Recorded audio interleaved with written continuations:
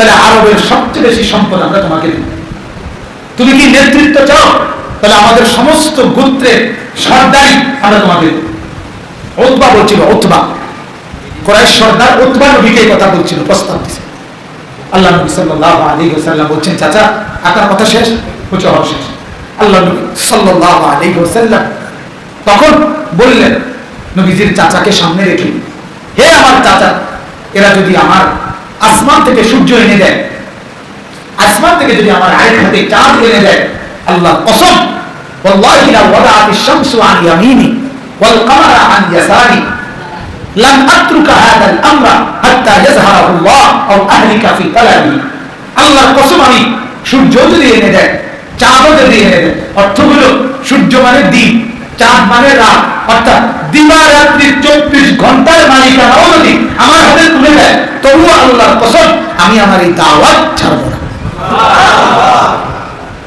আমি জানি লান আতরুকা হাদাল আমরা, এই আমার এই বিষয়টা আমি জানি, আমি বলতেই থাকি, আমি বলতেই থাকি, আমি এটা ছাড়ব না।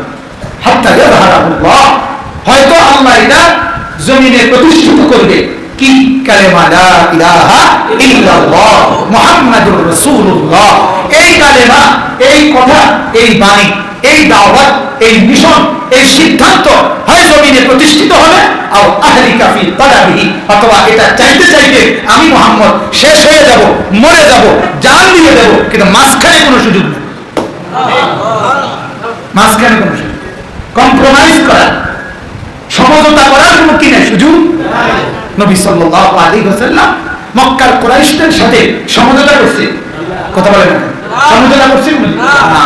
উনি ওনার অবস্থান থেকে মৃত্যু পর্যন্ত ঈমানের দাওয়াত দিয়ে গেছে, আখিরাতের কথা বলেই গেছে। আল্লাহ যার তৌফিক রাখছে সে নেককার ঈমানদার হইছে, যার নসিবে নাই সে হয় নাই, কিন্তু তিনি বলা বন্ধ করছে না, বন্ধ করে।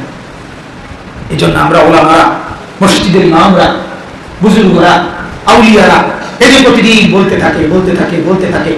কেন বলে? এই আশায় বলে যে আমরাও বুঝি যে এই এত মানুষকে বলি, এই যে মনে কিছু নিয়ে না, মানে বুঝার জন্য বলি যে এখন মাশাআল্লাহ ভিতরটা পুড়ে গেছে, বাহিরেও অনেক সাথী আছে, কিন্তু আপনি এখানে যতজন এশার নামাজ পড়ে নাই তত কথা বুঝেন না, কোন নাসাটা ঠিক নেই, কথা কোনো সন্দেহ নাই। এখন আমরাও তো বুঝি, এটা আমরাও তো জানি, কিন্তু আমরা বলবো কি এটা যে তোমরা যারা এশার নামাজ পড়ো নাই তোমরা বাইরে গেলে, কথা বলে না, এটাই বলা আমাদের জানি না। আমি বলতেই থাকি, আমি বলতেই থাকি, বন্ধু তুমি শুনতেই থাকো। তুমি যদি লক্ষ্য করো সেজদা না করো, আমি লক্ষ্য করি বলবো সেজদা করো, সেজদা করো, সেজদা করো। বন্দিগির মধ্যে ইজ্জত, গোলামির মধ্যে সম্মান, মাথা নুয়ে দেওয়ার মধ্যে ইজ্জত। আরে মুহতারাম, মেরে মুহতারাম, যে সেজদা দিছে, যে মাথা নুয়ে দিছে, যে জমিনে মাথা লাগাইছে, কপাল লাগাইছে, তো আল্লাহ তাআলা তাকে আরশে আজিমের মেহমান হিসেবে নিয়ে গেছে। আর যে সেজদা করে না, আল্লাহ তাকে আসমান থেকে বিতাড়িত করে শয়তানের রাজিম হিসেবে দূরে পৃথিবীতে নিক্ষেপ করে দিয়েছে। ইবলিস মাথা নোয়ায় দেয়, ঠিক কি না বলেন? আল্লাহ তাআলা বিতাড়িত করে, যা যাবে ফখরুজ, বের হ। সরদার দু আলম নবী সাল্লাল্লাহু আলাইহি ওয়াসাল্লাম সেজদা করেছে, আল্লাহ তাআলা তাকে জমিন থেকে আরশে আজিম মেরাজে তুলে নিয়ে গেছে। গোলামের মধ্যে ইজ্জত, কিসের মধ্যে ইজ্জত বলেন না? এটা ছোট হওয়া, এটা নিজেকে বড় করা, নিজেকে বড় করা। সেজদা দিলে আল্লাহর জন্য আল্লাহ তাকে তুলে দেন। মান তাওয়াদা লিল্লাহ রাফাআহু আল্লাহ। নবী সাল্লাল্লাহু আলাইহি ওয়াসাল্লাম বলেন, যে আল্লাহর জন্য বিনয়ী হয়, কি হয়? আল্লাহ তাআলা তাকে উচ্চ মর্যাদায় বুলন্দ করে দেন। রাফাআহুল্লাহ, আল্লাহ তাকে ধরে তুলে উপরে তুলে দেন। এজন্য ভাই মেহেরবানি করে, এতগুলো কথা বলার উদ্দেশ্য আমার এই একটাই উদ্দেশ্য, বোঝানো যে মনোযোগী হন। কি হন বলেন না? আজকে শুধু না, যখনই আল্লাহর কথা শুনবেন দয়া করে মনোযোগী হবেন। দেখেন সারাদিনে আপনারা তেমন সুযোগ পান না।